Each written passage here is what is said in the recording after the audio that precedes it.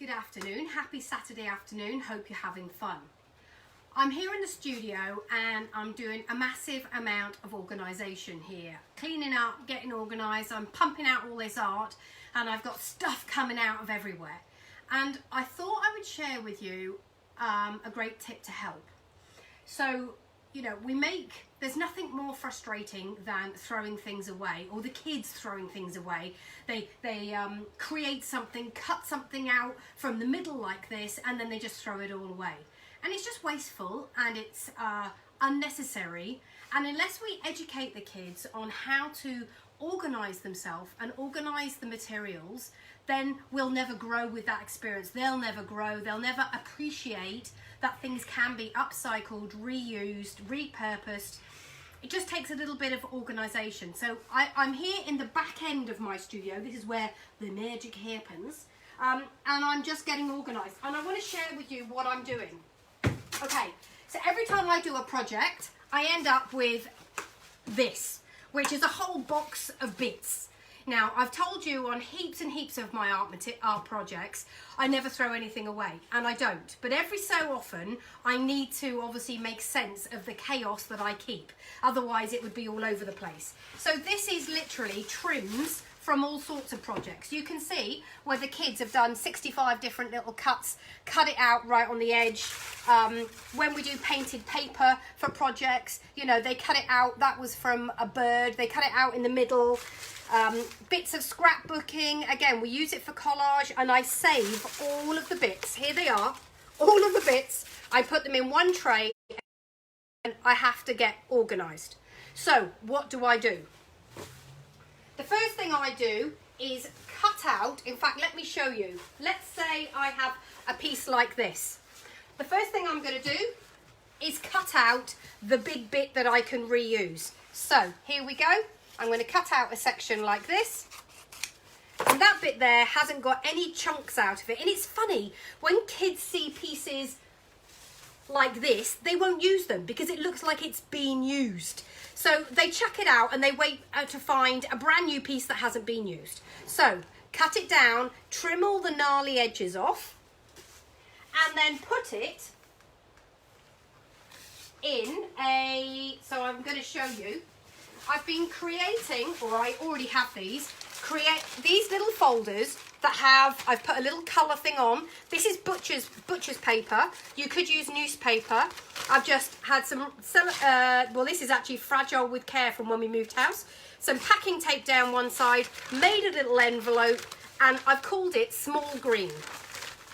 Small white, small yellow, small orange. Now I've stuck a piece of the card or paper on there, so it's easy for the kids to identify. They could read, but let's face it, when they're making art and they're really busy, they just want to get into it.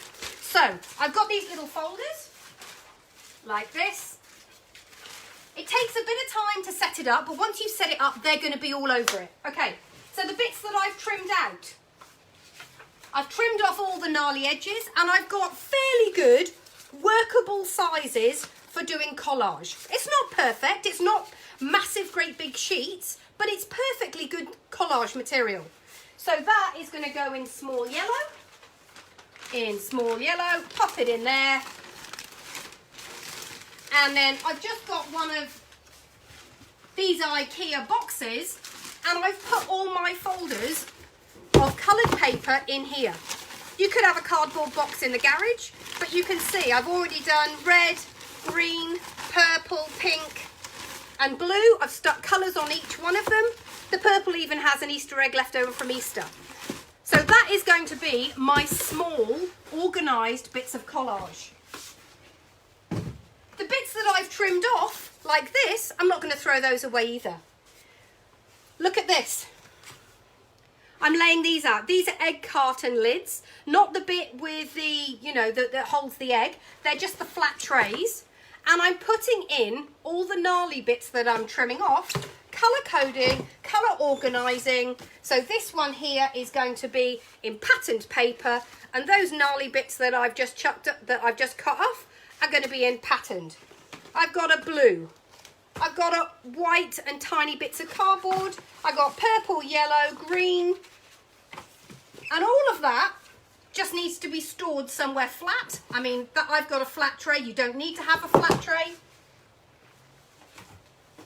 Postcards, greeting cards, anything like that that you get. You can see I've just got an ice cream tub here, and inside I hold on to all of them. One, well, they're good drawing material. So when the kids haven't got an idea or they're looking for something, whether it's I don't even know what that is, a rabbit or something, or they're looking to draw eyes, it's always good for good resource material, but they can always chop it up for colour. Okay, so I always keep a box of that.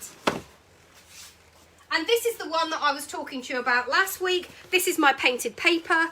So, you know, this is from a project that we did last term.